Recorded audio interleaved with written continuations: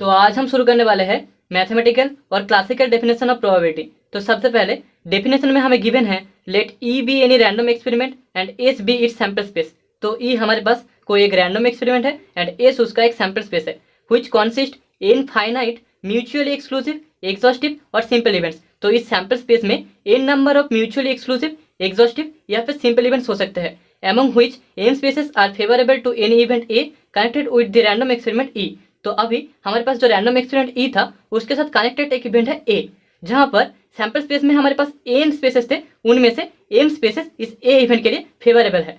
Then the probability of the event A is denoted by P A and it is defined as P of A equals to M by N. तो यहाँ पर इस ए event की probability को हम P of ए से denote करते हैं एंड डिफाइन करते हैं P of A equals to M by N.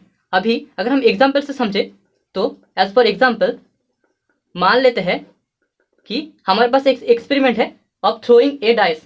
So experiment of throwing a fair six face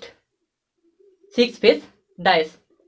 इस एक्सपेरिमेंट के लिए हमारे पास जो सैंपल स्पेस आएगा एस इक्वल्स टू 1 2 3 4 5 6। तो यहाँ पर अगर हम A1 equals to 1, A2 equals to 2, A3 equals to A6 equals to 6 ऐसे इवेंट्स कंसिडर करें, simple events.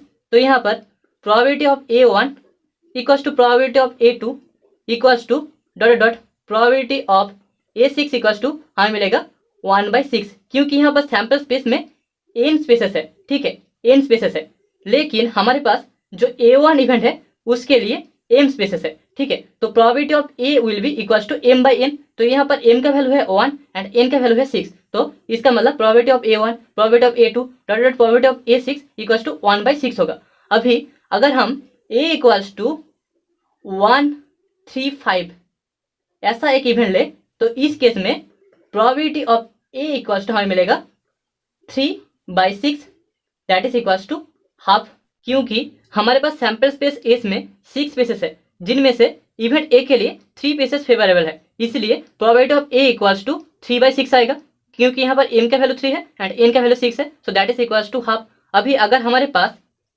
A bar equals to 2 4 6 ऐसा कोई इवेंट होता तो यहाँ पर भी probability of A bar P of A bar equals to हमें मिलता 3/6 that is equals to half.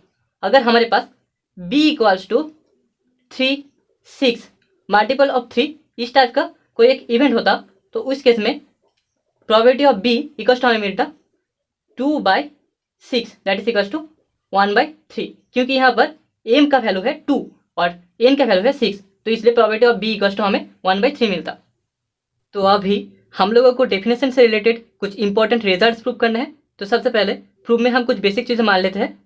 Late E be any random experiment. तो हमारे पास ई कोई एक रैंडम एक्सपेरिमेंट है, experiment, and S be its sample space. S उस experiment E का एक सैम्पल स्पेस है, ओके, जैसा हमने डेफिनेशन में माना था। कॉन्सिस्ट एन सिंपल इवेंट्स, यहाँ पर एन सिंपल इवेंट्स कॉन्सिस्ट होता है इस स्पेस में, okay, events. Now let A be any event